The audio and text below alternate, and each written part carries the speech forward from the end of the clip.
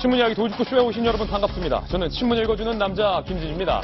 나는 최순실을 잘 알지 못하고 재단 모금에 관여하지 않았다라고 계속 부인했던 안종범 전 수석이 오늘 동아일보 취재 결과 박근혜 대통령이 일을 시켜서 했던 심부름꾼에 불과하다라고 실토를 했습니다. 그리고 안종범 수석은 오늘 오후에 검찰에 소환돼서 조사를 받을 예정입니다. 최순실 씨는 오늘 검찰에 의해서 3차 소환 조사를 받습니다. 그리고 오늘 영장 청구될 것 같습니다.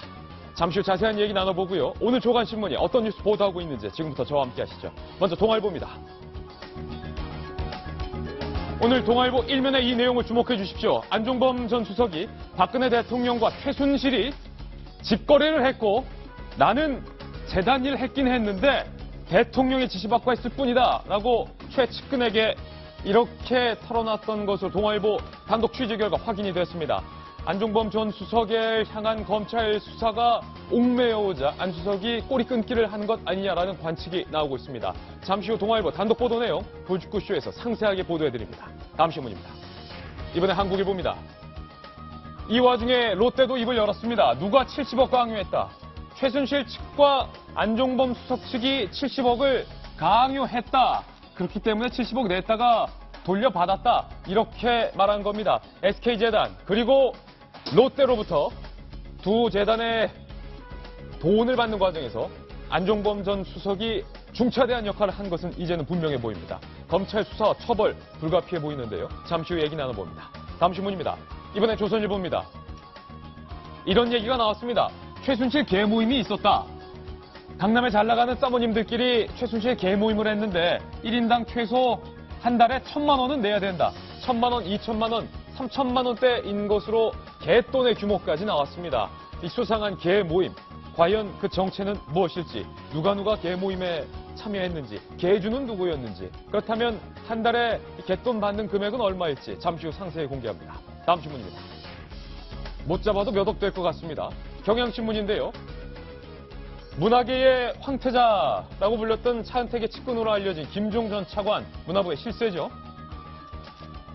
세월호 참사 다음 날에도 언론에 제보하면서 승막의 비리에 집착했던 것으로 알려졌습니다. 그런데 그 승막의 비리가 누구를 위한 제보였느냐? 최순실 씨의 딸 정유라 씨를 위한 제보였던 것으로 밝혀져서 더욱 논란이 일고 있습니다. 세월호 참사 다음 날에도 말입니다. 잠시 후 자세한 이야기 나눠봅니다. 다음 신문입니다. 이번에 한겨레 신문인데요. 돌리면 나옵니다.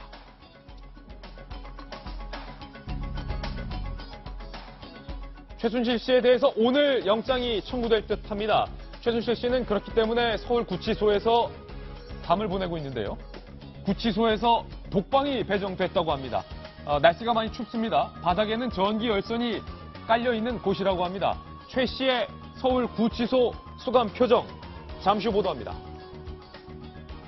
검찰 조사를 2차례 받은 최순실 씨, 국민들 앞에선 죽을 죄를 지었습니다. 라고 얘기했지만 막상 검찰 수사에선 모든 혐의를 부인하고 있는 것으로 알려졌습니다. 다음 신문입니다.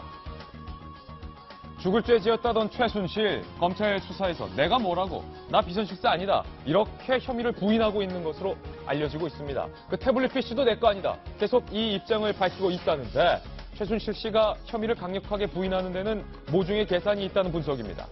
잠시 후 다뤄보겠습니다. 오늘 최순실 씨를 검찰은 세 번째로 소환해서 수사할 방침입니다. 잠시 후 생중계해드립니다. 다음 신문입니다. 이번엔 중앙일보인데요. 역시 돌리면 나옵니다.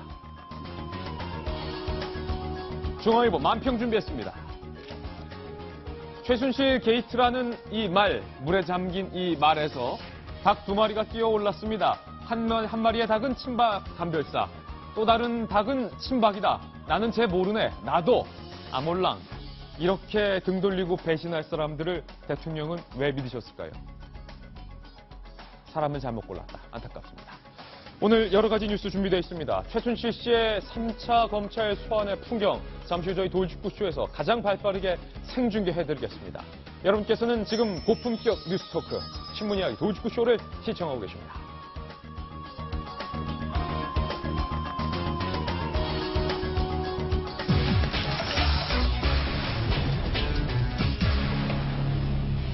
나는 최순실을 잘 알지도 못할 뿐더러 두 재단의 모금 과정에 나는 관여한 바 없다.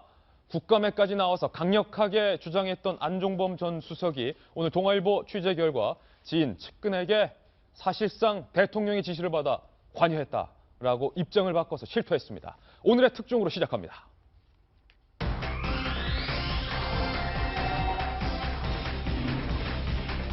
네, 예고해드렸던 것처럼 안종범 전 수석 오늘 오후에 검찰의 소환 조사를 받을 예정입니다. 그리고 최순실 씨도 잠시 후 저희 돌직구쇼 생방송 중에 3차 조사를 위해 출두할 예정입니다. 생중계해드립니다. 오늘 저희가 준비한 첫 번째 돌직구 신문을 지금 바로 만나보시죠.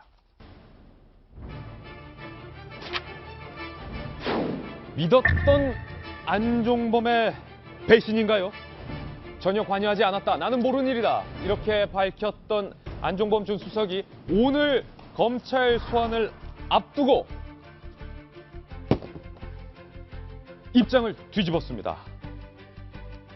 아내 배신, 이렇게 말했다고 합니다. 직접 살펴보시죠. 안종범 전 수석 측근이 밝힌 내용입니다. 미르재단, K스포츠재단 설립 등은 대통령의 지시를 받고 한 일이다. 나는 몸통이 아니다. 나는 깃털이다. 이런 취지죠. 최순실과 박근혜 대통령 사이에 급기야 직거래라는 표현까지 쓴 것으로 동아일보 취재 결과 알려지고 있습니다. 직거래가 있었던 것으로 안다. 직거래. 나는 책임이 없다. 이런 것이죠. 안종범 전 수석 오늘 검찰에 소환될 예정인데요. 과연 안 수석에 대한 혐의는 무엇일까요? 제3자 뇌물수수 혐의 정도가 되지 않을까 싶습니다. 뇌물수수 또는 뇌물 혐의입니다. 공무원이 직무에 관해 부정한 청탁을 받고 제3자에게 뇌물을 주도록 하거나 요구할 때 적용이 되는데 모금 액수가 800억 원 상당에 이르는 만큼 1억 원 이상의 뇌물수수에 해당이 될 수도 있다. 특정범죄 가중처벌법을 적용해서 무기징역 또는 10년 이상의 징역권을 선고할 수도 있는 위치에 있습니다. 위기를 느낀 안종범 전 수석이 결국 모든 책임을 대통령에게 떠넘기는 듯한 그런 발언을 해서 주목이 되고 있습니다. 오늘 이 이야기부터 안 전 수석의 심리 분석부터 얘기해 보겠습니다. 정성희 위원님, 충격적입니다. 배신의 드라마가 지금 일어나고 있죠. 이승철 정경련 부회장이 국회에서 했던 발언을 뒤집은 데 이어서 안종범 수석이 오늘 검찰 소환을 앞두고 측근에게 한 내용인데요. 직접적으로 얘기하지 않았고 측근이라고 하지만 분명히 이것은 언론과 국민을 향한 메시지입니다. 나는 시키는 대로 했을 뿐이다. 나는 최순실을 모르고 대통령의 지시에 따라 시키는 대로만 했을 뿐이다. 나는 심부름꾼이다. 모든 얘기를 법적 책임을 대통령한테 미루는 것은 본인이 법적으로 빠져나가겠다는 취지이기도 하지만은 그렇죠. 이런 얘기가 정말 사실이라면은 대통령을 모실 때 잘못되는 걸 막으면서 해야지 이렇게 사법 처리를 앞두고서 하는 것은 그야말로 인간적인 그 배신의 드라마밖에 볼 수 없는 정말 아름답지 못한 풍경입니다. 아름답지 못한 풍경이다. 김병민 전 의원님, 네. 안종범 수석의 심리를 한번 분석해 보겠습니다. 안종범 전 수석이 이렇게 얘기했다는 건 청와대를 향한 모종의 메시지가 아니냐. 나 보호해주지 않으면 나 오늘 검찰에 출두해서 다 불 거야. 라는 메시지인데 이게 정 의원께서 말씀하셨던 것처럼 그렇게 좋게 보이지만은 않은 느낌이에요. 일단은 언론 기자와의 인터뷰에 나왔던 얘기니까 오늘 포토라인에 서서 과연 어떤 메시지들을 내놓는지 좀 주목할 필요가 있는데 첫 번째로 안종범 수석이 명심해야 될 거는 민의의 전당인 국회에서 거짓말을 했습니다. 예. 그 국회에서의 거짓 증언한 거에 대한 진짜 진심 어린 사과가 아마 선행돼야 된다라는 얘기 좀 드리고 싶고요. 늘 얘기를 했지만 위증을 했다 뭐 이겁니까? 그렇죠. 위증에 대한 아마 그 죄도 달게 처벌을 받게 될 거라고 저는 반드시 생각을 하고요. 우리가 이제 바깥에 있는 비선실세인 최순실 씨가 사실상 국정을 농단하기 위해서 공적 영역에 있는 누군가가 공모를 하지 않으면 이는 불가능하다고 늘 말씀해드리지 않았습니까? 안종범, 전 씨라고 부르고 싶어요. 안종범 씨의 주장처럼 만약에 박근혜 대통령과 최순실 씨가 뒤에서 모종의 직거래를 했다. 예. 여기 안종범 수석이 껴있지 않으면 이 직거래가 성사가 됩니까? 소위 말해서 미르재단과 K스포츠재단이 기업들한테 돈을 뜯어내는 과정 속에서 이 두 사람의 역할만 있었을 때 과연 일이 성사가 됐겠느냐는 얘기 드리고 싶은 거예요. 자기의 의지다 그건. 거기서 누군가가 역할을 했기 때문에 사실 이게 가능했던 거고 안종범 수석이라는 사람은요. 청와대 참모진이에요. 그러니까 정무직 공무원으로 볼 수 있기 때문에 언제든지 내가 이 일을 대통령을 본인이 좋아서 모신 거잖아요. 누가 그 사람 시킨 거 아니거든요. 예. 2007년 대통령 경선 때부터 참여를 했었고 2012년 박근혜 대통령 경선 캠프에서는 정책을 거의 총괄하는 좌장 역할을 맡으면서 예. 현 정부의 시작부터 끝까지의 모든 설계를 담당했다고 봐도 과언이 아닌 사람입니다. 그렇기 때문에 본인이 이 박근혜 정부에 대한 무한한 책임을 갖고 있는 사람이 내가 시킨 대로 했던 손발이다라고 얘기하는 건 도대체 국민을 초등학생으로 보는지에 대해서 좀 묻고 싶은 예. 측면이 굉장히 강하다는 얘기 드리고 싶고요. 안종범 전 수석 개인의 의지가 개입돼서 자기가 한 일이다.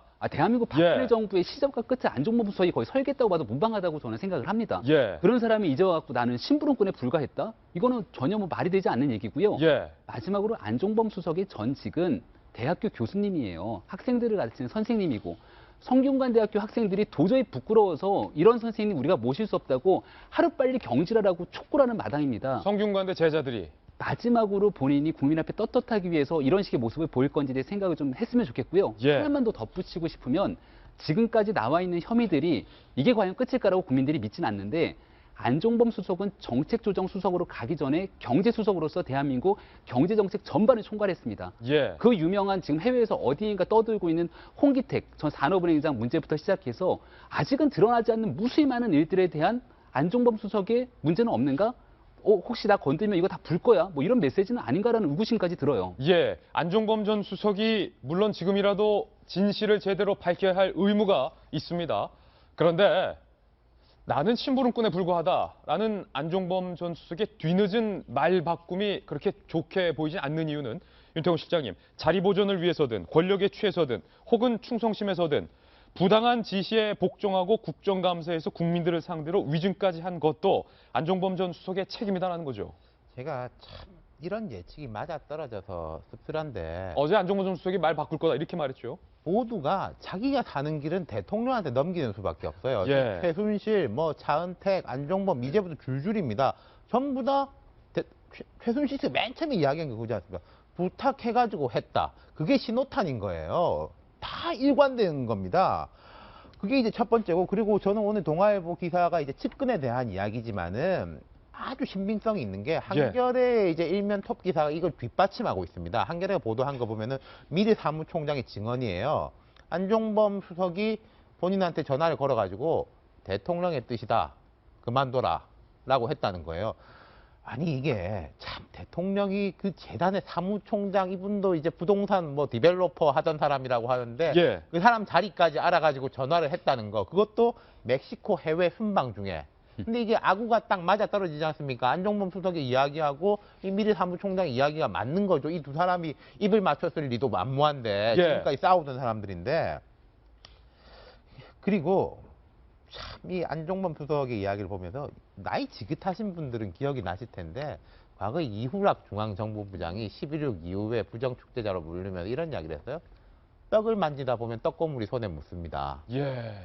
그리고 그 김영삼 정부 때 홍인기 정무수석이 나는 깃털일 뿐. 나는 이라는 깃털일 게 뿐. 되게 화제 인구의 회자되던 이야기인데 거의 그 맥을 잇는 분 같고요. 그리고 저는 이거를 배신이라고 부르고 싶진 않아요. 예. 왜냐하면 배신이라는 것은 어떤 이 사람들이 공적인 가치 혹은 집권을 하자 이런 목표 하에서 누가 이제 불가피하게 조금 이제 불법과 탈법의 이 경계를 걷다가 그 부분에 대해서 자기가 이제 안고 가는 게 아니라 다 책임을 떠넘기는 그게 배신인데 이거는 불법을 지시해가지고 한 거에 대해 가지고 이야기하는 걸 배신이라고 하는 것은 저는 좀 어불성설인 면이 있다고 생각해요. 우리가 예. 옛날에 장세동 씨 같은 분한테 남자답다라고 이야기했지만은 근데 그 사람들은 그 사람들만의 또 이런 문화가 있었는데 지금 여기는 그런 것도 전혀 없죠. 예. 안종범 준 수석이 이런 의혹이 제기될 초창기에 차라리 진실을 다 털어놨으면 진정성이 인정받을 수도 있을 텐데 이 칼럼.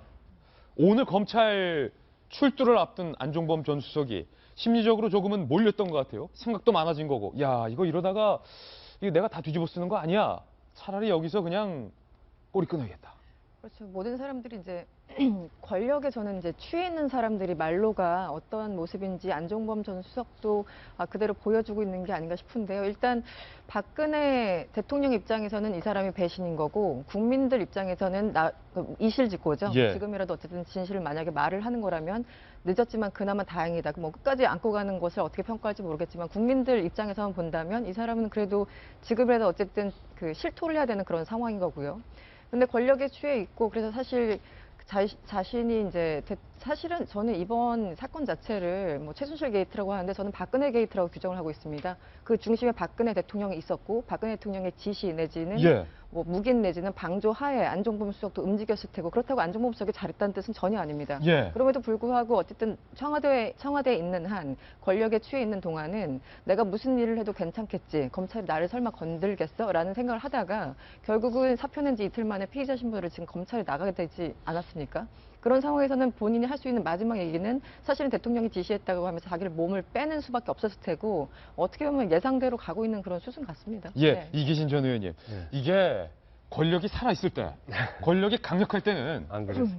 측근들도 충성심을 다 보이는 것 같아요. 잠시 후 얘기 나눠보겠지만 뭐 조윤선 전 장관도 그렇게 박근혜 대통령 최측근에서 모셨던 사람인데 이제 와서 나는 대통령 보지도 못했다. 11개월 동안. 예.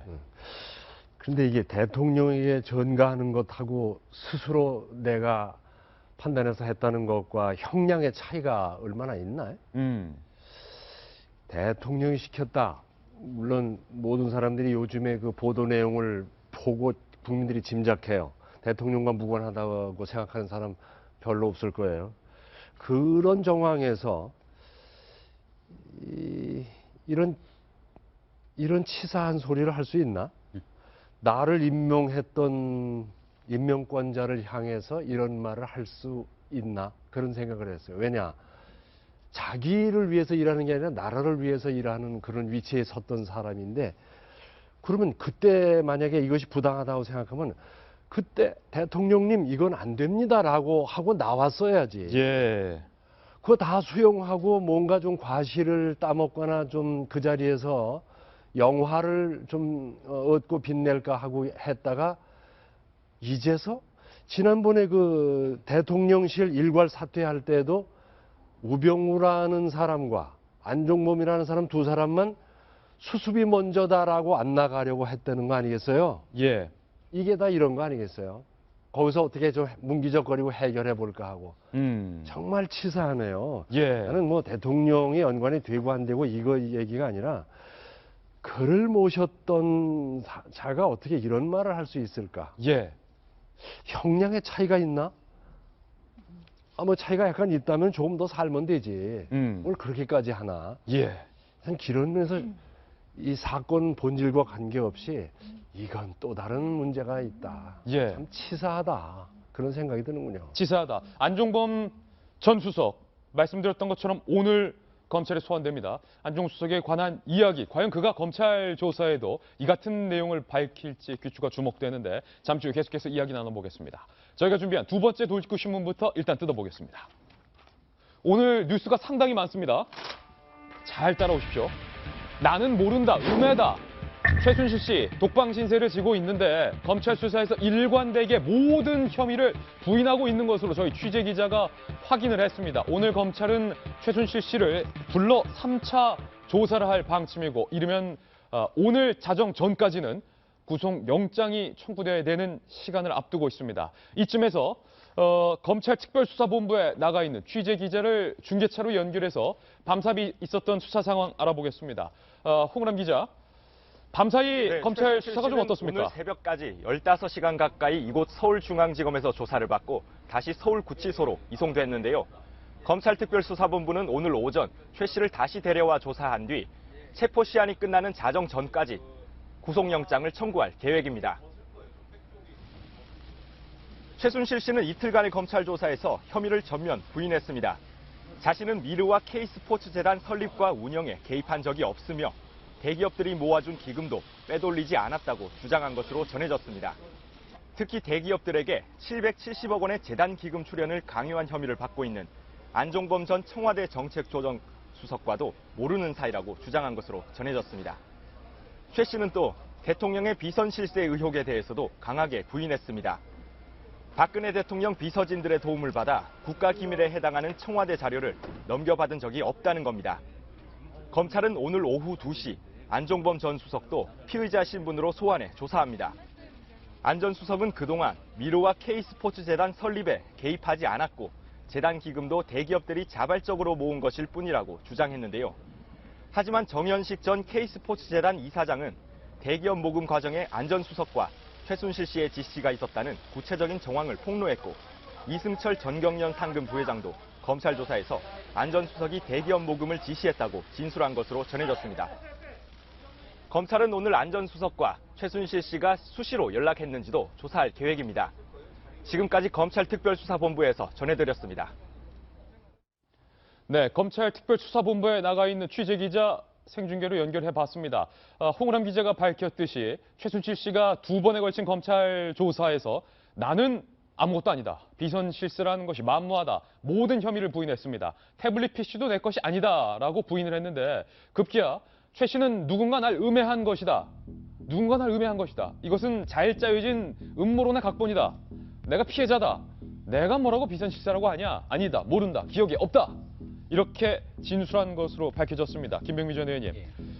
최순실 씨가 검찰 수사에 들어갈 때 국민들에게 죽을 죄를 지었습니다. 라고 해서 자기 죄를 자기가 잘 아는구나 라고 싶었는데 막상 검찰 수사가 진행되자 모른다. 아니다. 아니, 죽을 죄를 졌다고 말이나 하지 말든가 이게 뭐 하는 짓입니까? 예.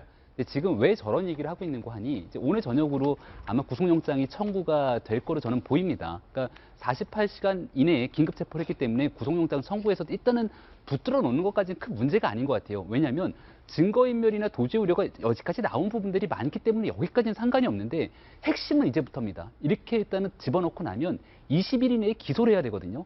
그럼 무슨 혐의로 기소를 할 건지가 지금 아주 핵심 문제인데 모든 것들에 다 잡아떼고 있잖아요. 지금 그래서 이제 나오고 있는 3가지 조사 방법 중에 그나마 근접해 있어갖고 이 최 씨를 집어넣을 수 있는 게 미르재단과 K스포츠재단에서 돈을 어떻게든 모금하는 데 관여를 했고 그 돈을 횡령했다는 혐의를 갖고 있는 건데 여기에 대해서 끝까지 모르쇠로 일관한다면 지금 안종범 수석 같은 경우는 제3자 뇌물 공여 혐의를 갖고 이거를 넣을 수 있을지 말지에 대한 고민이 있는데 여기에 대해서 최 씨가 갖고 있는 혐의는 이거를 공범으로 같이 공작했다라는 거거든요. 예. 이런 걸 다 엮어내는 부분들이 이제 검찰이 소명해내야 될 역할인 건데 최 씨가 저렇게 끝까지 모르쇠로 일관했을 때 과연 검찰은 어떤 혐의로 기소를 할 수 있을 건지에 대해서 우리 국민들이 이제 우려를 갖고 있는 거고요. 아주 만약에 정말 만약에 검찰이 제대로 된 역할을 하지 못해서 최 씨가 제대로 된 정말 혐의를 갖고 기소되지 못한다라면 대한민국 국민들의 분노는 뭐 말할 것도 없고요. 지금 외신들이 대한민국 현 상황에 대해서 거의 실시간으로 보도를 쏟아내고 있는데 와, 이렇게 국정을 농단하고도 제대로 처벌받지 않는 대한민국이라는 기사 제목으로 외신에 보도될까 봐 저는 걱정도 너무나 큽니다. 예, 외신까지 걱정되는 상황인데 이 칼럼 이거예요. 최순실 씨가 결국에는 꼬리 끊기를 하고 있다는 거예요. 최순실 씨도. 그렇죠. 일단 그 처음에 세계일보 지난 26일 날 단독 인터뷰를 할 때부터 뭐 그 징후가 있었죠. 일단 계속 모르쇠로 일관하고 정말 결정적으로 증거를 들이밀어서 도저히 부인할 수 없는 것만 나중에 인정하고 수순을 이렇게 넘어가고자 하는 어떤 그런 나름대로 어떤 전략을 짜고 있을 것 같은데요. 처음부터 끝까지 우리가 이제 며칠 전에 이 사람한테 적용할 수 있는 혐의가 한 10가지 정도는 된다 뭐 그랬었죠. 이 대통령 기록물법 위반부터 탈세, 횡령, 배임 뭐 등등 여러 가지 얘기가 있는데 결국은 어떻게 보면은 사실상 뭐 여기 가서 시행할 거라고 생각했던 사람은 없습니다. 예, 말씀드리는 순간 청와대에서 새 내각을 발표합니다. 청와대로 가보겠습니다. 금융 분야 전문가입니다. 시야가 넓고 정책 경험이 풍부할 뿐만 아니라 NH농협금융지주 회장 등을 역임해 민간 경제 현장에 대한 이해도 겸비했습니다. 현 경제 상황과 금융, 공공분야 개혁에 대한 이해가 깊어 대내외적으로 어려운 경제 여건을 극복하고 현재 추진 중인 개혁을 마무리하는 데 적임이라고 판단되어 발탁했습니다. 그리고 신임 국민안전처 장관은 김병준 국무총리 내정자의 추천을 받아 박승주 전 여성가족부 차관을 내정했습니다. 박승주 내정자는 정책 및 현장 경험을 갖춘 내무관료 출신으로 여성가족부 차관, 광주발전연구원장을 역임하는 등 다양한 분야에서 조직관리 역량을 발휘해 왔습니다. 1995년부터 한국시민사회 자원봉사회를 결성 운영해 왔고 퇴직 후에도 여러 분야에서 지속적으로 봉사활동을 전개해 왔으며 그간의 활동을 바탕으로 민관이 함께 안전관리에 역량을 집중하는 데 큰 역할을 할 것으로 기대되어 발탁했습니다. 이상입니다. 청와대에서 깜짝 내각을 발표했습니다. 다시 한번 청와대 내각 발표를 속보로 정리해드리겠습니다. 청와대의 새 내각은 크게 세 자리입니다. 먼저 국무총리. 청와대는 조금 전 국무총리 자리에 김병준 총리 내정자를 발표했습니다. 62세고 경북 고령 출생 김병준 교수, 너무나도 잘 알듯이 노무현 정부에서 대통령 정책실장을 지냈던 인사입니다. 그리고 현재 거국 중림 내각을 이끌 책임 총리 후보군 중에 한 명으로 강력하게 하마평에 올랐던 인사이기도 합니다. 김병준 전 청와대 정책실장을 새 국무총리로 청와대는 발표했고요. 그리고 경제부총리에는 임종용 경제부총리 내정자를 발표했습니다. 지금 정성희 위원님, 김병준 총리 내정자. 국민대 교수는 지금 동아일보에서 3년째 우리 김병준 칼럼을 이제 쓰고 있습니다. 예. 근데 김병준 교수는 그 노무현 정부 말기에 정책실장을 했습니다. 그래서 이제 저희도 이제 개인적으로 만나보면은 이 정부에 대해서 그 안타까움과 함께 그 쓴소리를 굉장히 많이 하시면서 임기의 마지막을 마무리할 때 일어날 수 있는 여러 가지 문제에 대해서 상당히 깊은 지식과 이제 해안을 가지고 있고요. 또 본인이 그 당시에 교육부 장관 후보자에 올랐다가 뭐 자기 표절이라는 이유로 낙마를 했기 때문에 이런 검증 과정에서의 이런 어떤 여러 가지 문제점 이런 것들에 굉장히 잘 알고 있습니다. 그래서 이 난국을 수습하는데 임기 마무리를 하는 데는 적합한 인사로 보여서 늘 얘기가 이제 나왔던 것인데 다만 이분이 정치권에는 없었던 분입니다. 주로 이제 그 교수와 그다음에 정책실장으로 정책을 만들었던 분이기 때문에 이 난국에 있어서의 정치적인 수습 이런 거에서는 약간 한계를 보인다. 그렇지만 대통령이 할 수 있는 그래서는 이제 최소한 노무현 정부 사람을 썼으니까 뭐 가장 전국을 좀 반전시킬 수 있는 카드이긴 하지만 역시 한계는 좀 보인다. 이렇게 보입니다. 이게 근데 말입니다. 이 모양이 좀 이상하게 됐어요. 윤태곤 실장님. 지금 여야가 이 전국을 수습할 수 있는 강력한 총리를 합의하고 나서 청와대가 이 여야 합의를 받아들이는 모습이 아니라 그렇죠. 여야가 협상을 하기도 전에 청와대에서 지금 키를 쥐고 김병준 총리 내정자를 발표했다. 이거 야권 입장에서는 그게 받아들이기 문제입니다. 힘든 것 아닙니까? 김병준 예. 교수는 방금 정성희 위원 말씀하신 대로 이게 식견과 이런 거 주로 인정받는 분이고 저도 뭐 개인적인 인연도 있고 그리고 각 당에도 다 인연이 있어요. 이분이 국민의당에는 비대위원장 물망도 오르고 예. 민주당에 원래 가까운 분들이 많고 새누리당에도 인정받는 분인데 근데 모양새가 문제인 겁니다. 예. 김진 앵커가 이야기한 것처럼 여야가 이렇게 뜻을 모아가지고 이분으로 합시다라고 하면은 문제가 없는데 이걸 그냥 대통령이 키를 쥐고 임명을 했다. 그럼 첫 번째 이게 부딪히는 게 뭐냐면은 총리의 경우에는 국회 인준을 거쳐야 돼요. 예. 그러면 만약에 이게 야당이 이 김병준 실장 카드를 낙마시키려고 마음을 먹는다면 낙마시킬 수 있습니다. 물론 근데 야당 입장에서는 그것도 되게 부담이긴 하죠. 그러면 이제 지금 조금 더 앞으로 나오는 이야기를 들어봐야 되겠는데 지금 현재 이야기가 나온 게 이렇습니다. 임종용 경제부총리 같은 경우에는 청와대에서 키를 쥐고 임명한 게 맞아요. 그리고 국민안전처 장관 같은 경우에는 별로 이제 지명도가 높지 않은 인물이지만은 대변인이 밝힌 바 총리 내정자가 재청권 행사했다는 거 아닙니까? 그럼 앞으로 다른 자리에 대해 가지고 김병준 총리 내정자가 만약에 야당을 돌면서 이런 이야기를 할 수 있겠죠. 내가 당신들의 이야기도 받아들이고 해서 국정원장이라든지 예. 법무부 장관이라든지 이런 자리에 실질적인 재청권 행사할 수 있겠다. 그리고 대통령한테 약속을 받겠다라고 하면은 야당도 썩 마음에 들지는 않지만은 그렇게 동의를 할 겁니다. 예. 그런데 만약에 이게 뭐 내가 총리가 됐으니까 대통령의 뜻을 받들어야 되고 이건 대통령의 고유 권한이니까 내가 뭐라고 말할 수 없다라는 식으로 나간다면은 야당은 받아들일 리가 만무하겠죠. 예. 이게 아쉽습니다. 이계진 전 의원님. 정치는 타이밍이 가장 중요하다는 말이 있는데 이게 지금 청와대가 너무 빠른 게 아닌가. 안 그래도 야당에서 대통령과 청와대가 지금은 조금 한 발 뒤로 물러나 있고 여야 의원들의 합의로 좀 이런 시국을 수습해 나가자라는 목소리가 이제 막 형성되고 있는 와중에 내가 정할 테니 너희는 따라와라. 이런 식의 모습이 연출되는 것이 어떻게 보십니까? 그런데 지금 현직 대통령이고 지금 여러 가지 힘이 빠져 있는 상황이지만은 국정 공백이 그 절차를 해 나가는 과정에 쉽게 합의가 참 어려울 것 같아요. 예. 그러니까 그 생각 왜 안 했겠습니까? 모양새도 갖추고 싶고 그렇게 하면은 국민적 합의처럼 보일 수 있어서 힘도 될 거고 모양새가 좋을 텐데 이것이 지금 국정은 어떻게든지 굴러가야 되는데 예. 그 절차를 기다리고 또 그 결과가 정말 만족스럽게 나올까? 이것도 사실은 저는 의문이라고 생각했어요. 예. 그 후보군 가운데 이분이 분명히 한 분이 있었단 말씀이에요. 김종인, 예, 손학규, 손학규 김병준. 예. 그래서 저는 그걸 보면서 또 이런 생각도 했어요. 어떻게 총리 제안 와도 안 받겠다는 사람은 한 사람도 없을까? 그런 생각도 했어요. 예.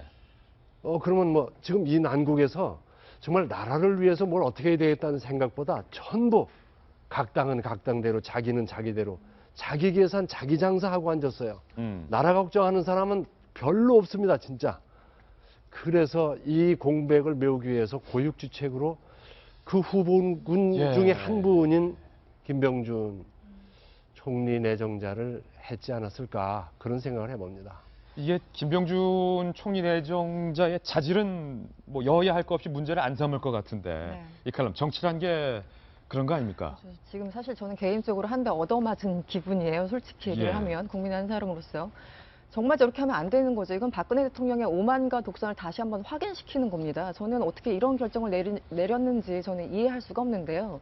저도 개인적으로 김병준 전 그 교수에 대해서는 뭐 긍정적인 생각을 갖고 있고 합리적인 분이라는 건 알고 있습니다. 그래서 사람에 대해서 왈가왈부할 생각은 전혀 없는데 지금 새누리당도 그렇고 청와대도 그렇고 지금 자신들이 주도권을 쥐고 국정을 운영하고자 한다면 그 국민들이 받아들일 수 없는 시국입니다. 그런 상황에서 지금 여론이 안 좋고 하야하라 뭐 탄핵해야 된다라는 여론이 비등하니까 결국 뭐 정무수석, 민정수석, 홍보수석 3명 정도 갈아치우는 정도였는데 사실은 내각 총사퇴를 하고 비서진의 일괄 사퇴를 했었어도 모자란 반에 그 찔끔찔끔하는 개각에 이어서 이번에는 어떻게 보면 총리를 일방적으로 저렇게 앉히는 그런 모양새를 일반 국민들, 그러니까 야당은 뭐 차치하고서라도 일반 국민들을 받아들일 수 있는 그 어떤 수준이 아니라고 저는 생각을 하고요. 이 수습 국면의 마지막 카드를 너무 일찍 써버렸다. 그런 거죠. 그러니까 예. 본인들은 어떻게 보면 여야에서 논의되는 것을 받아 안고 가는 어떤 그런 수순을 가야 되는 건데 본인이 지금 주도권을 계속 행사하겠다는 거 아니겠습니까? 사람들은 지금 탄핵을 얘기하고 있는데요.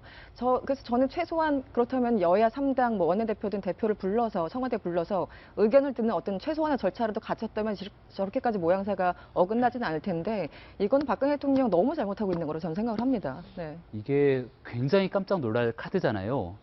그 짧은 시국 동안 도대체 누가 이런 판을 설계했을까가 좀 굉장히 궁금해요. 예. 박근혜 대통령은 지금 거의 속된 말로 멘붕 상태 거기 때문에 적합한 의사결정을 통한 총리 내정자를 지명하는 등의 활동을 하기 어려웠을 거고 누군가는 수면 밑에서 굉장히 발빠르게 움직이고 있는 상황일 거로 저는 보여지는데 일단 김병준 총리 내정자를 정했던 부분들은 정치적으로 봤을 때는 뭐 이게 올바르가 아니고로 떠나서 정치적으로 야당 입장에서 굉장히 뼈아픈 한 수를 맞았다라고밖에 볼 수가 없는 예. 거거든요.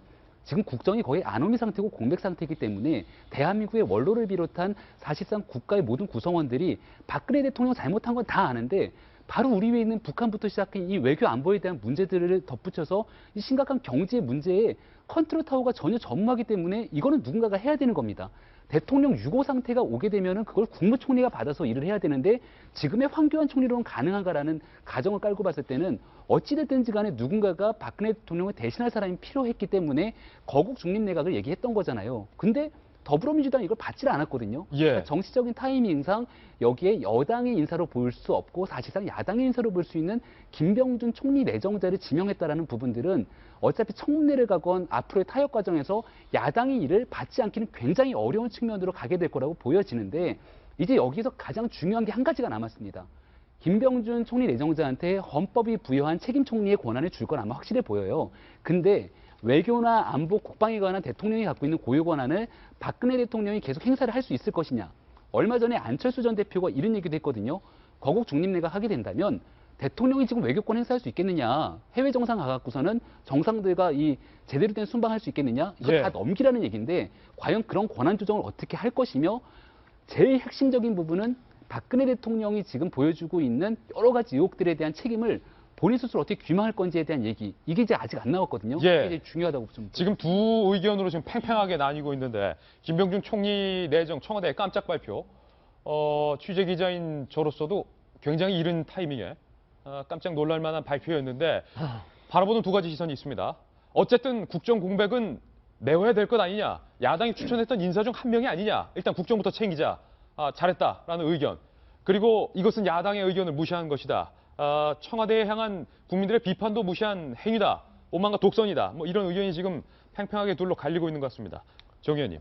일단은 박 대통령으로서는 정면 돌파 카드를 쓴 것 같아요. 지금 저도 뭐 일주일째 나와서 얘기하고 있지만 이게 이런 상황에서 모든 국정과 특히 외교, 뭐 안보 이런 모든 스케줄들이 이제 올 스톱된 상태는 국가 그다음에 국민으로서 전혀 바람직하지 않고 예. 일단 가야 되지 않겠습니까? 시스템적으로 일단 이런 국정 공백을 막기 위해서 가장 임기 말을 마무리 잘할 수 있는 경험이 풍부한 야권 인사를 한 것은 대통령이 상상할 수 있는 카드로서는 가장 그 좋은 카드를 쓴 것 같아요. 그렇지만 아까 나온 대로 대통령은 또 이 하나의 또 이것이 이제 묘수인 측면이 이제 검증 과정이 있지 않겠습니까?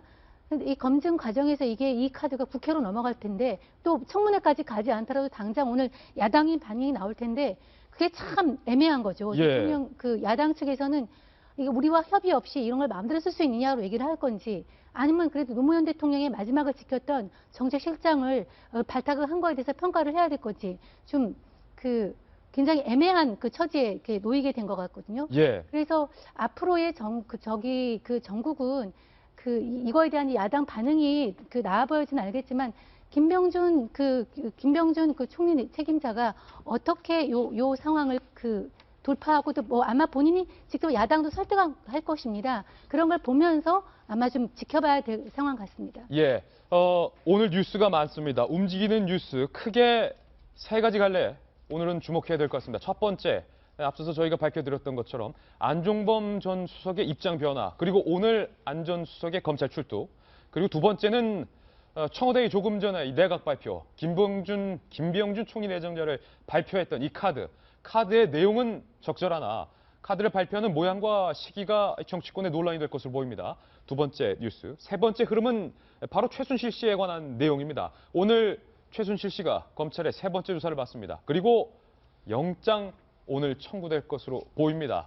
그래서 이 청와대 내각과 관련돼서는 잠시 후 정치권 뉴스 전해드릴 때 다시 한번 짚어드리겠고요. 이 세 번째 움직이는 뉴스를 좀 봐야 될 것 같습니다. 최순실에 대해서 오늘 검찰이 3차 조사, 곧 영장을 청구할 방침인데 앞서 이 최순실 씨가 검찰 조사에서 나는 모른다, 나는 아니다, 그 태블릿 PC도 내게 아니다, 뭐 이런 내용 저희가 보내드렸습니다. 더군다나 누군가 날 음해한 것이다. 내가 뭐라고 날 비선실세라고 하느냐. 라는 얘기까지 나왔는데 지금 유태호 실장님, 저희가 최순실 씨가 묵고 있는 서울구치소의 독방 구조도를 출력물로 출력을 해봤습니다. 일단 독방을 쓰는 이유 뭐라고 보십니까? 이게 이런 분들은 주로 독거실을 사용하게 합니다. 홍거실을 사용할 경우에 어떤 이게 다른 이제 누범자들이 이 사람에 대해 가지고 뭔가 협박이라든지 아니면은 또 뭐 나가서 내가 뭘 전달해 주겠다라는 식으로 거래가 있을 수 있기 때문에 외부하고 단절한다는 의미에서 이제 독거실을 사용하는 건 이제 적절한 행위라고 보고요. 본인이 되게 이제 혼자 있으면은 사람이 뭐 일반 사람도 마음이 차분해지는데 여러 가지 생각이 들지 않겠습니까? 그리고 검찰이 이런 부분에서 수사에서 아주 전문가거든요. 뭐 곰탕을 배달시켜 준다든지 뭐 따뜻하게 대화를 한다든지 이제 심리전의 양상으로 갈 것이고 아까 이제 말씀하셨지만 오늘 구속영장을 칠 것이고 발부된다는 가정하에 뭐 99% 발부되지 않겠습니까?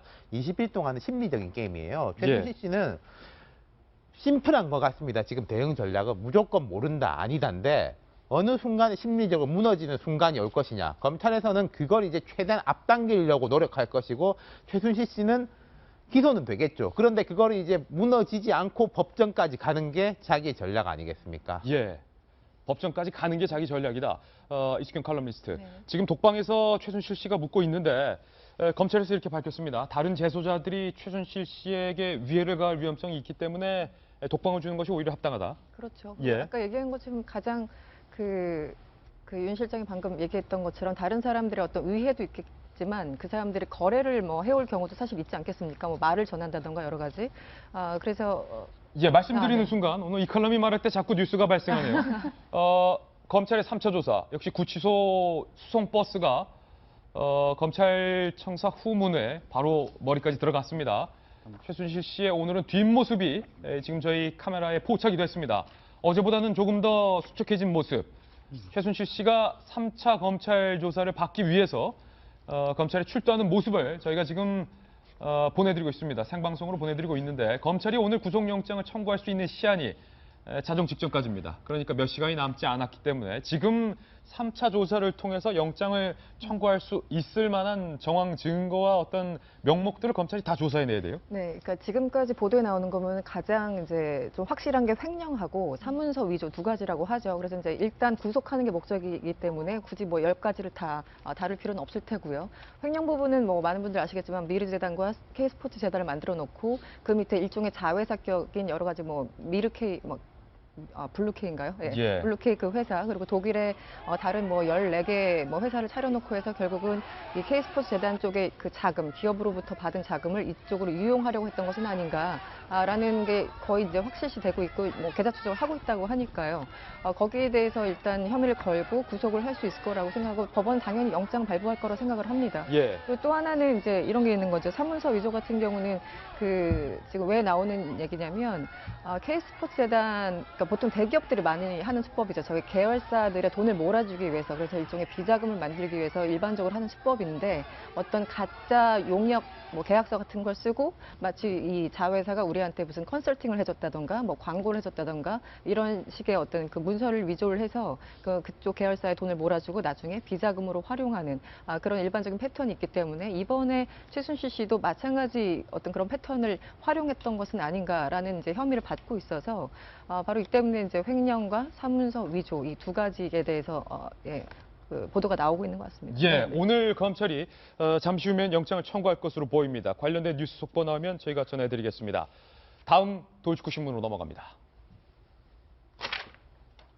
국민 절반이 하야 탄핵, 두문불출 박근혜 대통령, 더 이상 버틸 힘이 없다. 원래는 저희가 이 최순실 씨의 국정농단에 관한 새로운 뉴스를 먼저 준비를 했는데요. 순서를 조금 바꿔서 박근혜 대통령과 조금 전 발표된 청와대의 내각 그리고 정치권 이야기를 먼저 여러분께 보도를 해드려야 될 것 같습니다. 박근혜 대통령의 지지율이 새롭게 조사가 됐습니다. 한 자릿대 지지율을 기록했습니다. 지지율부터 저희가 공개를 하겠습니다.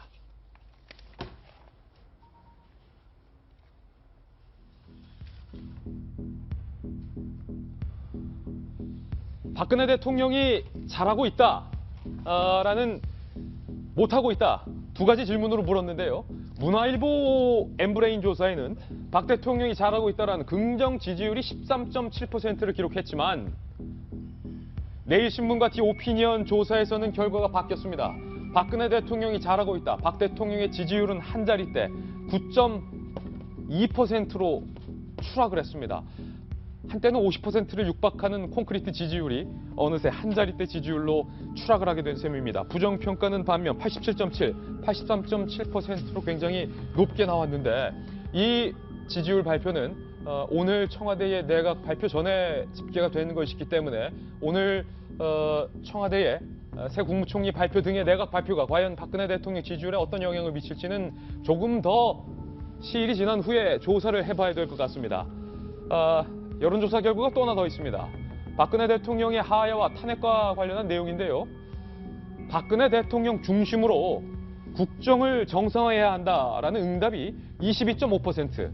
그러니까 조금 전 청와대의 내각 발표가 있었는데 22.5%의 이 응답자들은 대통령 중심으로 국무총리를 새롭게 임명하고 하는 것에 대해서 잘한다라고 긍정평가할 가능성이 높습니다.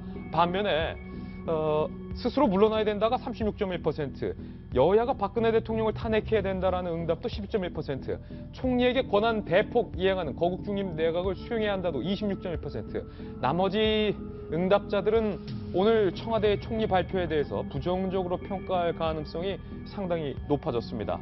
내일신문과 디오피니언 설문조사 결과를 한번 보겠습니다. 박근혜 대통령이 하야해야 한다라는 응답은 67.3%, 박 대통령 국내 정치 활동을 중단해야 한다라는 내용도 67%, 거국 내각 구성보다 진상규명이 먼저다라는 것은 63.3%로 집계가 됐습니다. 이 여론조사 결과와 조금 전 청와대의 내각 발표, 정치권 소식 한꺼번에 다 같이 다뤄보겠습니다. 윤 실장님, 무엇을 의미합니까? 지금 여론조사를 보면요, 이 최순실 씨와 관련된 사태에 대해 가지고 모른다라는 응답률이 한 9% 정도 나와요. 근데 지금 내일신문 디오피니언 여론조사의 박 대통령 지지율이 9%잖아요.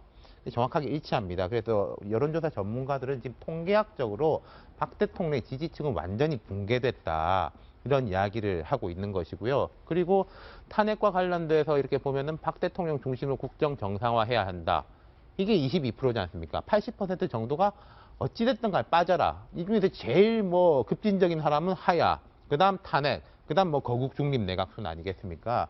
그럼 이 상황에서 대통령이 뭐 할 수 있는 게 탄핵과 하야를 하지 않는다면은 거국 중립 내각인데, 거국 중립 내각이란 건 사실은 정치적 용어인 거고, 뭐 김병준 교수를 이제 내정자로 한 거겠죠. 이 부분에 대해서는 저는 이제 야당이 조금 머리가 아플 거라고 생각해요. 분명히 김병준 총리 내정자가 보통 사람은 아니거든요. 예. 그러니까 뭐 대통령이 하라고 시키는 대로 뭐 김종인 전 대표가 헬레 총리 이런 이야기 했지만은 예. 그럴 바야 들어가지 않을 사람이고, 만약에 들어가서도 자기 뜻하고 다르다면은 나올 사람이에요. 예. 그런 부분을 봐야 되는 것이고, 그럼 또 첫 번째로는 야당에서 좀 정치공학적으로 볼 때 탄핵과 하야에 대한 리스크가 제거됐다고 볼 수 있습니다. 만약에 박 대통령이 지금 상황에서 탄핵이 되거나 하야가 되면 황교안 총리가 대통령 권한 대행을 하는 거예요. 그럼 야당 입장에서는 도저히 받아들일 수 없는 카드인데, 어찌됐든 간에 박 대통령이 나간다 하더라도 그럼 그 뒤는 김병준 내정자가 있게 된다, 이런 부분은 야당에서 좀 받아들일 수 있는 부분이고, 그러니까 저는 결국은 지금 박 대통령이 나설 수는 없는 거고, 김 내정자가 야당을 상대로 설득하는 작업을 해야 된다고 봅니다. 예를 예. 들어가지고 뭐 국정원장, 아까 제가 말씀드린 뭐 그런 자리, 국가보훈처장 이런 거 당장 바꾸겠다 라고, 뭐 이 수사에 대해서는 철저하게 내가 하겠다, 청와대 입김은 뭐 끊겠다 예. 라는 식으로 설득하는 작업을 거쳐야 될 것이고. 지금 야당 반응 나왔습니다. 박지원 원내대표, 야당과 상의 없는 개각에 대해서 좌시하지 않을 것이다.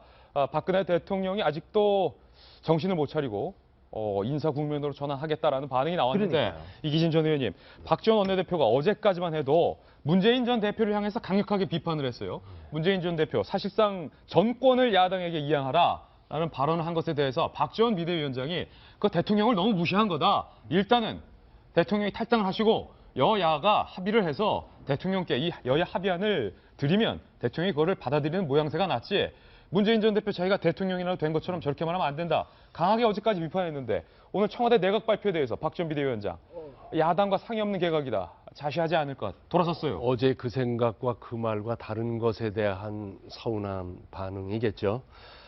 근데 저는 지금의 이런 일련의 사태를 보면서 과연 이 대한민국이 박근혜 대통령의 나라인가, 또는 청와대의 나라인가, 또는 여당의 나라인가, 또는 야당의 나라인가. 대한민국은 국민의 나라죠. 이렇게 어떤 자기들 계산에 의해서 모든 것이 움직여지기를 바라고만 있을 것이 아니라, 정말 나라와 국민이 어떻게 되는가에 대한 예. 심각한 생각을 해야 될 것 같습니다. 예. 지금 뭐 속 시원하게 물러나라, 그대로 하면 좋겠죠. 그 사람의 속은 시원하겠지만 실제 그렇게 됐을 때의 혼란이라는 것이 어떤 거 한번 생각해 봤는지 묻고 싶어요. 예. 실제 그렇게 됐을 때 이 나라 어떻게 될까요? 제가 그 진행하는 방송에 군가가 자주 나가는데, 거기에 군진수칙이라는 군가가 있습니다. 거기에 군가 가사에 이런 게 나와요. 젊은 병사가 절규하면서 부르는 노래입니다. 내가 쓰러지면 내 나라가 쓰러진다, 이런 군가가 나오는데는 그거 나올 때마다 울컥해요. 예. 나도 국민의 한 사람이고 별 볼 일 없는 사람이지만은 적어도 정치적 계산으로만 할 것이 아니라 정말 이 나라가 어떻게 될까를 한번 생각해 봐야죠. 막상 물러나면 속 시원하지만, 그러나 그렇게 됐을 때 그 혼란을 어떻게 감당할 것인가, 그거 한번 생각해 봐야 되지 않나요? 역시 이계진 전 의원께서는 이 정치 어른으로서 일단 국정 혼란 공백부터 좀 생각을 해야 된다라는 당부의 말씀이었어요. 그렇죠. 오늘 뭐 조선일보 일면톱 제목이 정부가 멈춰섰다는 거 아니겠습니까? 뭐 경제 사정탑은 지금 유일호 부총리는 대통령을 만날 수도 없고, 뭐 경제는 급전직하로 추락하고 있고, 경제 성장률 0%가 지금 3분기째 계속되고 있습니다. 장관들은 지금 할 말이 없고요. 그다음에 제가 지난번에 얘기했지만 공직사회에 있던 충격과 이런 그 분노가 정말 장난이 아닙니다. 내가 받은 이렇게 열심히 밤새워서 고생한 이런 서류를 갖다 최순실이 결제했어? 뭐 이런 식으로 해서 닭이 손 놓고 있는 상황인데 나라는 돌아가야 되지 않습니까? 물론 우리가 최순실 비판하고 대통령 비판하면 속은 시원한데 그 어떤 나라가 돌아가지 않는 거에 대한 충격은 저 강남 사는 최순실 같은 사모님은 아무 문제가 없어요. 정말 그 경제적인 충격을 받는 그 저소득층이나 정말 못 사는 사람들이 받게 되겠네. 예. 돌아가야 되는 거는 맞습니다.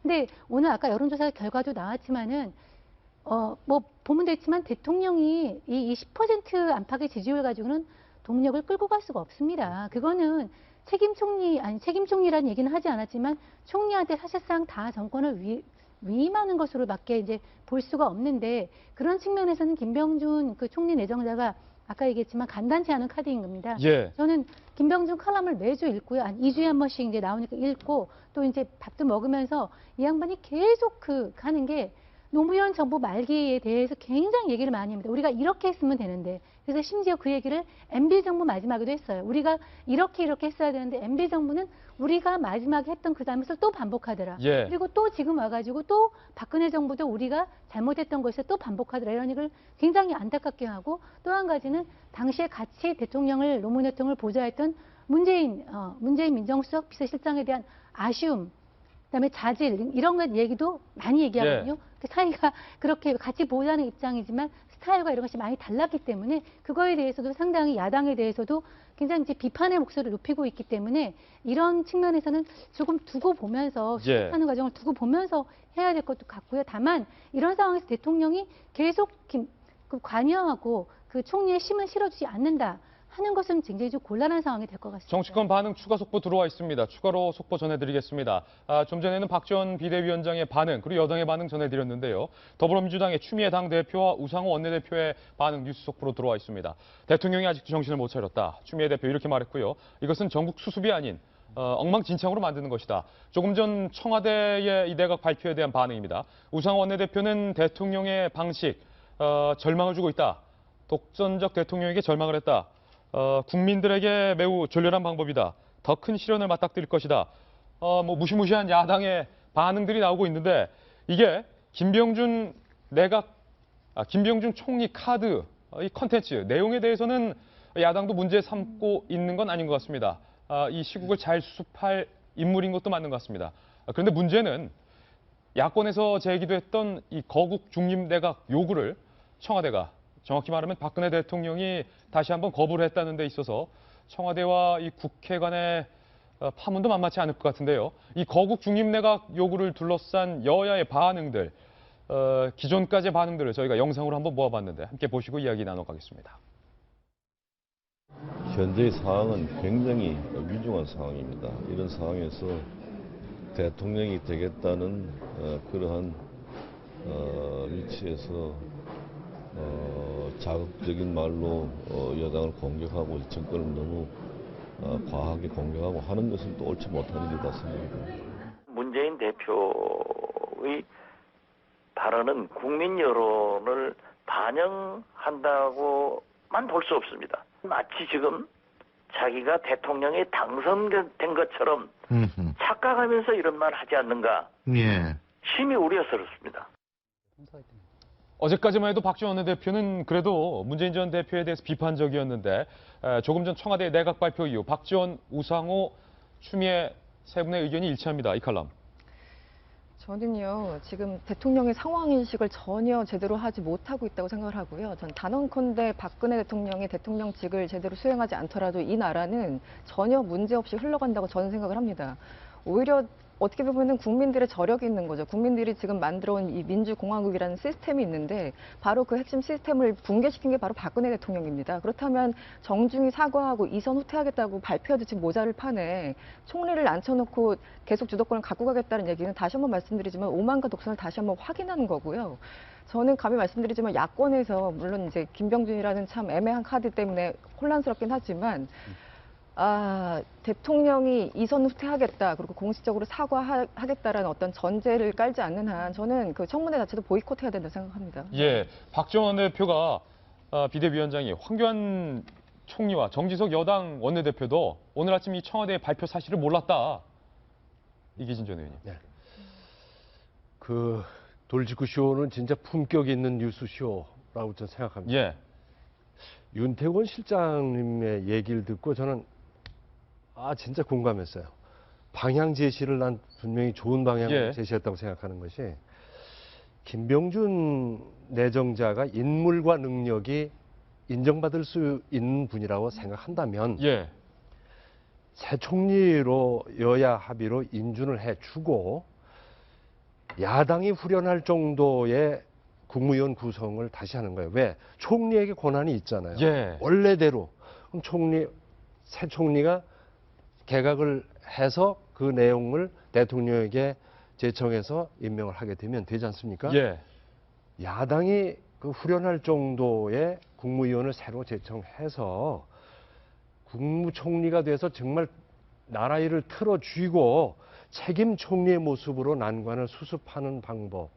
이거 우리는 좋은 방향을 제시했다고 생각합니다. 그래서 예. 정말 혼란이 없었으면 좋겠어요. 정말 이분 카드를 이제 이걸 갖고 또 싸울 것이 아니라 예. 이분에 대한 인물과 능력을 인정한다면은 하는 것 봐서 이분이 뒷수습을 잘 할 수 있게 그렇게 힘을 실어줬으면 어떨까? 좀 간절한 마음입니다. 자, 이제 윤 실장님.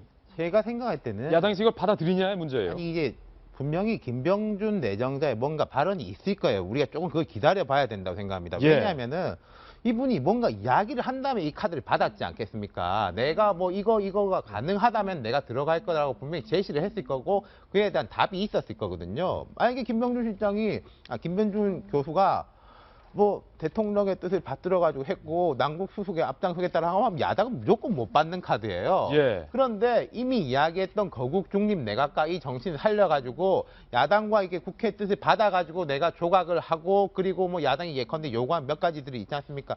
쭉 세월호 뭐 이제 국조위 연장이라든지 예. 뭐 예를 들어서 국정교과서 문제라든지 이런 거에 상징적 조치를 취하겠다라고 한다면은 저는 그때는 야당도 조금 못 이기는 척 하면서 받을 수 있다고 생각해요. 예. 그럼 지금 우리가 아마 한두 시간 내로 나올 걸로 보는데 그걸 일단 기다리는 게 순서일 것 같습니다. 예, 지금 저희 채널A 정치부에서 김병준 총리 내정자에게 계속 연락을 시도하고 있습니다. 김병준 총리 내정자가 지금은 전화를 받지 않고 있는 상황인데 저희 채널A에서 계속 연락을 시도하고 있으니까 아마 곧 김병준 총리 내정자 입장도 나올 것으로 보입니다. 김병민 전 의원님, 예. 지금 이 카드, 청와대 카드 받지 말자. 받자, 기분 나쁘다. 받자, 좀 기다려보자. 하여튼 의견이 다양한데. 저는 받아야 되는데 전제 조건이 한 3가지 깔렸다고 봅니다. 예. 첫 번째는 청와대 전제 조건. 박근혜 대통령이 이끌고 있는 국정은 사실상 거의 끝났다고 봐도 무방하기 때문에 김병준 총리를 데려오기를 결정한 순간 거의 손을 털겠다고 보는 게 거의 무방할 겁니다. 근데 그거를 총리 내정을 시키면서 암묵적인 메시지를 전달할 게 아니라 대국민 사과가 우선이고 여기에 대해서 국정 운영에 대한 손을 내가 어디까지 떨 것이며 김병준 총리에게 얼마만큼의 권한을 이양할 건지가 제일 첫 번째일 거고요. 두 번째는 앞서 말씀드렸지만 지금 국민들이 제일 분노하고 있는 건 이 국정을 농단한 사람들에 대한 책임자를 단 한치의 의혹도 없이 처벌할 수 있는가인데 지금 이게 잘 안 되고 있잖아요. 예. 이거에 대한 명확한 의지 표명이 두 번째고요. 세 번째는 새누리당입니다. 새누리당에 이 사건에서 자유로울 수 없는 친박 지도부들이 아직도 득세하고 있는 사람들이 있는데 이분들이 명쾌하게 정리하면서 앞으로 김병준 총리를 중심으로 여야 정의 협의해서 국가를 이끌어가야 되는데 여기서 책임지는 사람이 책임지는 자세를 보이는 것. 이 3가지가 전제 조건이 된다면 최선은 아니지만 정치는 어쨌든 차악을 선택하는 것 아니겠습니까? 차악의 카드로서는 나쁘지 않다고 보여집니다. 예, 정 의원님, 모두가 다 지금 나라를 걱정하고 있다라는 것으로 저는 믿고 싶어요. 야당도 여당도. 그런데 오늘 아침 청와대 내각 발표 이후에 여야의 반응이 더 첨예하게 갈렸습니다. 어제 정지석 원내대표, 우상호 원내대표, 박지원 비대위원장과의 3자 회동에서 자리를 박차고 일어나 버렸어요. 대통령 하야하고 싶다면 하야하고 싶다는 얘기를 해라 라고 하니까 우상호 원내대표가 이렇게 어제 얘기하지 않았습니까? 문재인 전 대표, 대통령 유력 후보이긴 하지만 말이 부담스럽다. 오늘부터 당과 대통령 후보의 메시지는 분리해서 다뤄잘라. 그러니까 우상호 원내대표조차도 이 문재인 전 대표 좀 너무 과격하게 나가는 거 아니야, 이거? 우리 어저께 이숙현 씨가 얘기했던 거랑 약간 비슷하죠. 그 문재인 지금 현재 국회의원이 아니고 유력한 대선 주자로서의 이제 발언이 민주당의 공식적인 발언하고 이제 다르게 나가기 때문에 국민들이 이제 헷갈려 하는데 뭐 국민들은 더불어민주당의 공식적인 것보다는 대선 주자 문재인으로서의 메시지에 굉장히 주목하고 있는데 어저께 이제 하야라는 말은 하지 않지만 사실상 하야를 촉구하게 대통령 손 떼라.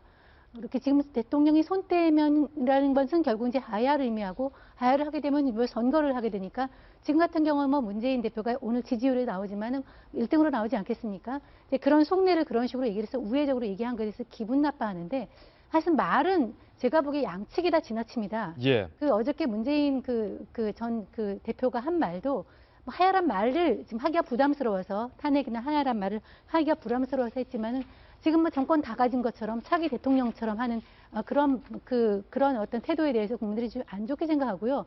추미애 대표 같은 경우도 그렇죠. 제 최순실 내각이라뇨. 지금은 하려고 그래도 최순실을 지금 감옥에 있어서 통화를 하고 싶어도 할 수 없는 상황인데 노무현 정부의 마지막을 이끌었던 그 김병준 교수 그 사람에 주목하지 않고 지금 했던 메시지 전달 방식이죠. 소통 방식 야당과 사전 협의 없었다는 것만 가지고 문제를 삼고 저렇게 지나치게 말을 하는데 지금은 이제 당략을 좀 내려놓을 때가 됐습니다. 국민이 다 아시지 않습니까? 이렇게 얘기하면 이렇게 계산하면은 누가 어떻게 돼서 선거를 치르면 누가 유리하고 이런 거 좀 내려놓고 진짜 나라의 안위와 국민들의 미래를 좀 생각하면서 정말 그런 자세를 내려놓고 개인적인 욕심을 내려놓고 상황을 좀 보는 그런 시기라고 생각이 듭니다. 예. 청와대의 내각 인사 발표 때문에 오늘 저희 도직구쇼의 당초 구성도 뒤죽박죽이 됐습니다. 오늘 크게 세 가지 뉴스가 있다고 말씀드렸습니다. 첫 번째는 안종범 전 수석의 검찰 소환 조사, 그리고 두 번째는 조금 전 청와대의 내각 발표와 정치계의 반응, 그리고 세 번째가 바로 최순실 씨가 3차 조사를 받고 곧 영장을 청구된다는 것인데요. 최순실의 국정농단 의혹과 정황을 오늘 검찰이 밝혀내야 할 것입니다. 한 가지 참고가 될 것 같아서 준비를 했습니다. 최순실 씨의 아버지 최태민 씨가 생전에 내 몸엔 흰피가 흐른다 라는 이상한 발언을 하고 다녔던 것으로 알려졌습니다. 주술사가 아니냐라는 의혹까지 받고 있는데 박근혜 대통령에 대해서 등 돌린 최순실과 반면에 동생 박근영 씨는 그래도 언니를 감싸야 한다라는 입장을 밝혔습니다. 운명의 장난인가요? 유승진 기자가 보도합니다. 최태민 씨 일가가 유경재단을 농단한다는 의혹이 일던 90년대 초, 당시 농성장에 배포됐던 희대의 사기꾼 최태민이라는 제목의 전단지입니다. 최 씨가 어린이회관 시청각실에 전 직원을 불러놓고 내 몸에는 흰피가 흐른다는 해괴한 발언을 했다고 써 있습니다. 제가 얘기했으니까. 그래서 2차돈이라는 별명을 하나 얻었지. 당시 박근영 씨도 경향신문과의 인터뷰에서 그의 별명이 최차돈이었다고 밝혔습니다. 또 세계 여성에는 최 씨가 산에서 8년간 돌을 닦았다는 주장을 했다고 적혀 있습니다. 노태우 정부 시절 안기부는 최 씨의 이런 행적을 의심해 최 씨의 가계도까지 작성했습니다. 박근혜 대통령은 그간 최 씨와 관련된 소문들이 사실이 아니라고 일축해왔습니다. 의혹은 많이 제기가 됐지만 실체가 없지 않느냐. 하지만 이번 최순실 게이트는 사실상 30년 전 유경재단 사태의 확장판이라는 지적입니다. 패소로 37년 뒤에는 박근혜가 대통령 돼 있으면서 그의 딸 최순실이가 이렇게 만들어. 역사의 반복이지. 채널A 뉴스 유승진입니다. 김병민 전 의원님, 뭐 2차돈입니까? 내 몸에 흰피가 흐른다. 그래서 말도 안 되는 얘기죠. 별명이 최차돈이라는 얘기까지 있었다라고 하는데 예. 이 정도의 사기성이 있어야 이 대한민국에 대해서 국정을 농단할 정도의 힘이 생기는 게 아닌가라는 저는 생각이 드는데요. 몸에 흰피 정도는 흘러야 대한민국 국정을 농단할 수 있다. 그 흰피가 흐르는 그 영적 능력이 사실상 최순실 씨에게 사실 대물림된 게 아닌가라는 생각도 드는데 정말 어이가 없는 얘기들이죠. 이게 어디서 이런 얘기들이 나왔는고 하니 그 과거 당시 90년대 초반 유경재단을 가지고 마음대로 쥐락펴락했던 최태민 씨에 대한 그런 농단 때문에 여기에 대한 전단지를 누군가가 발표하면서 이렇게 되도 않는 얘기를 한다라는 것 아니겠습니까? 예. 그 당시 유경재단을 가지고 아직 명확한 혐의는 밝혀지지 않았지만 결국은 최태민 일가가 부를 축적하는 시드머니, 자본금이 됐던 게 이 유경재단을 통해서라는 거였다라면 그게 30년이 지난 지금 K스포츠재단과 미르재단을 통해서 다시 한번 대한민국을 한 번에 집어삼키려고 했던 건 아닌가라고 하는 예. 그런 불쾌한 마음이 너무 크죠. 흰피가 흐른다고 주장했던 과거 최태민 씨, 저희 채널A 기자가 단독으로 이 내용을 취재하면서 취재한 취재 기자도 황당함을 금치 못했다. 흰피가 흐른다. 그런데 진짜 궁금한 건 최순실 씨의 그 수많은 돈이 어디로부터 나왔냐.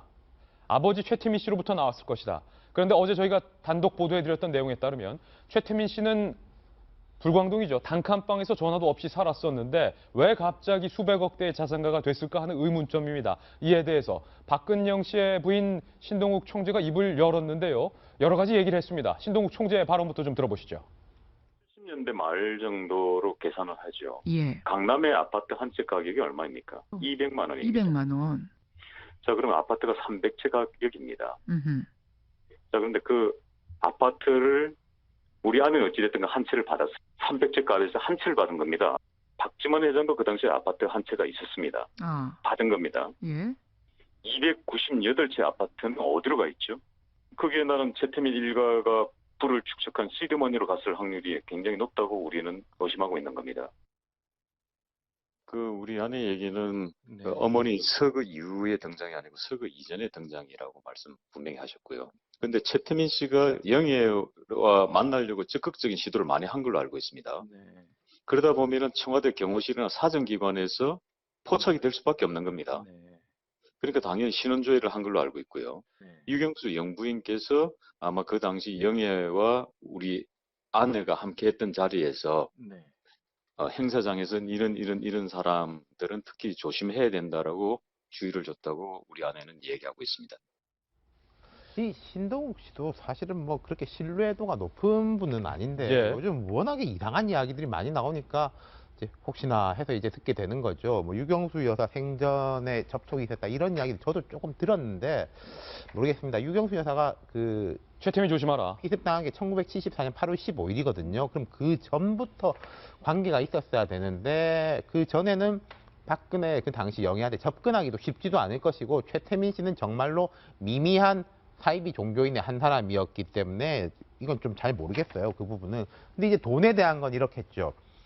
지금 신동욱 씨가 말한 거는 그 6억 원 전두환 합수부장이 청와대 금고에서 찾아가지고 그건 이광형 이지그룹 부회장이라는 분의 입회하에 6억을 꺼내가지고 그 당시에 큰딸인 박근혜 영애에게 준 겁니다. 그 돈에 대한 이야기인 건데 이분들 최순실 씨 등등의 가족들이 보면은 재산 증식이 급속도로 공개적으로 되는 게 88년, 89년쯤이에요. 왜 그때냐?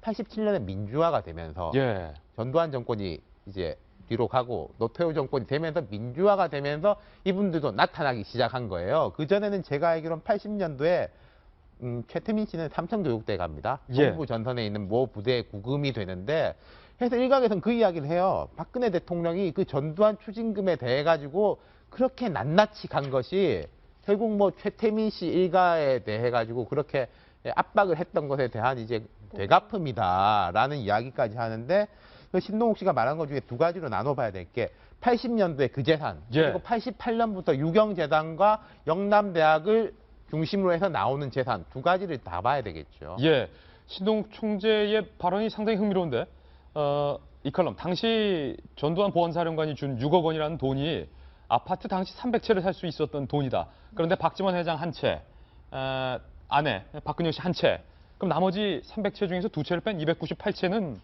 살 수 있는 돈은 누가 함께 갔느냐? 최태민이 갔을 거다. 그렇죠. 불광동 전화 한 채도 없었던. 그렇죠. 불광동에서 단칸방에 살았던 사람이 본인부터 해가지고 자녀들에게 엄청난 부를 축적하게 할 수 있는 시드머니는 반드시 필요했을 테고 바로 이제 그 돈이 6억이 아닌가. 당시 지금 6억이 뭐 얼마 아닐 수 있지만 당시는 엄청난 돈이죠. 지금 말하는 것처럼 300채를 살 수 있는. 그게 몇 년도 얘기예요? 저게 79년 이야기죠. 79년? 예. 뭐 아파트가 200만 원이에요. 이제 변두리 광명시에 내가 살 때 예. 77년에 단독주택 20평짜리가 500만 원이었었는데 저 500만 계산도 원이었다. 엉터리예요. 신동욱 총재 계산 엉터리다. 그래서 내가 몇 년도냐고 물어보는 거예요. 예, 예. 그래서 아까 윤 안 실장이 되죠. 신동욱 총재의 어떤 신빙성이 높지 않다고 얘기했군요.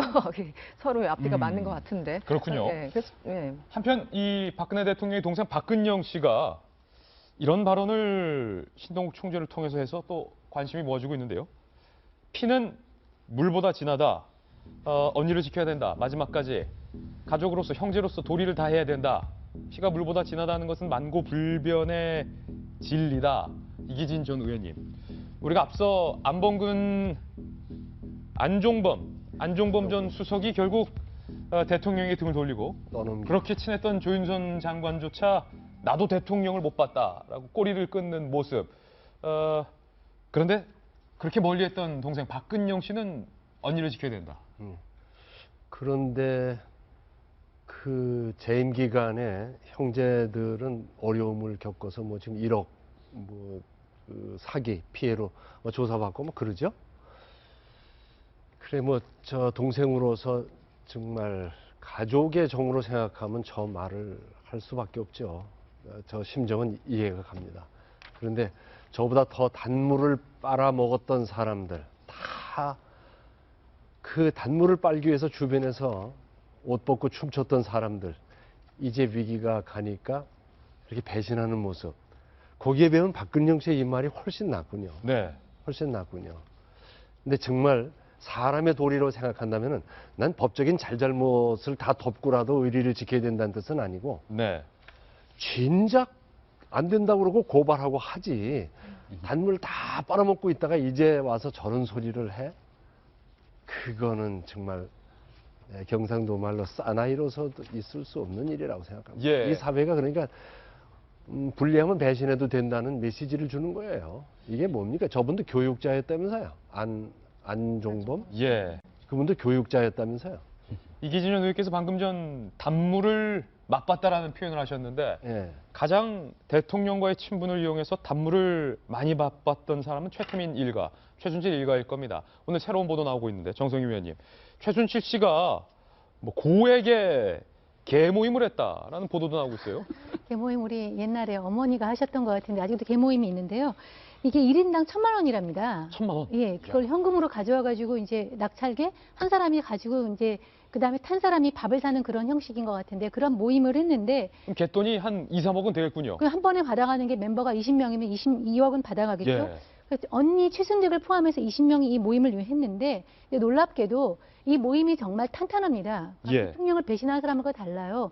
그 10월에도 이 개모임이 있었는데 최순실이 독일에 살면서도 여비사를 통해서 1,000만 원 개돈은 딱 제출을 했답니다. 아니 10월 21일이 개돈 내는 날인데 여비서가 지난 10월 21일에 1,000만 원 개돈을 들고 왔다는 건 10월 21일이면 최순실 씨가 독일에서 전원주택 정리하면서 도망가던 때 아닙니까? 그렇죠. 이것만은 철저하게 지켰다는 것이죠, 언니. 그리고 뭐 여기에 개원 중에서는 지금 부산에 있는 LCT 횡령 혐의에 이영복 씨도 참여하고 있고요. 근데 이거에 대해서는 후배중 아닙니까 경찰이? 그렇죠. 근데 어떻게 해서 경찰이 이걸 못 잡는데 이 개돈만은 철저하게 지키는 아마 이런 데서 뭐 소위 팔선이요? 이런 뭐 그 말이 나오지 않았는 생각이 드는데 쉽게 말하면 개, 그다음에 그 사우나, 뭐 소위 말해서 호스트바 이런 식으로 하는 그 최순실이 어떻게 살아왔는지를 보여주는 일 단면을 우리가 보는 것 같습니다. 이런 사람을 믿었던 것이죠, 대통령. 예, 최순실 씨는 검찰 조사에서 나는 혐의가 없다라고 정면으로 부인하고 있습니다. 대통령이 도와달래서 도와준 것뿐이다라는 입장을 줄곧 지키고 있습니다. 결국 최순실 씨의 대통령을 향한 신뢰는 월 1,000만 원짜리 개모임을 향한 신뢰보다 못한 것이었습니다. 광고 이후 돌아오겠습니다. 잠깐만요. 오늘 여러 가지 움직이는 뉴스 전해드리느라 굉장히 바쁘고 분주했습니다. 검찰에 한 가지 촉구합니다. 이제라도 늦지 않았으니 국민들이 원하는 진실을 명명백백한 수사를 통해서 가려주시길 바랍니다. 그리고 여권, 야권을 향해서도 한 가지 돌직구 말씀드리겠습니다. 지금은 자기 정치를 할 때가 아니라 국가와 국민을 생각할 때입니다. 부탁드립니다. 저희는 내일 아침 9시에 더욱더 풍성한 뉴스 들고 여러분께 인사드리겠습니다. 오늘 하루는 분명 어제보다 나을 겁니다. 좋은 하루 되십시오. 고맙습니다.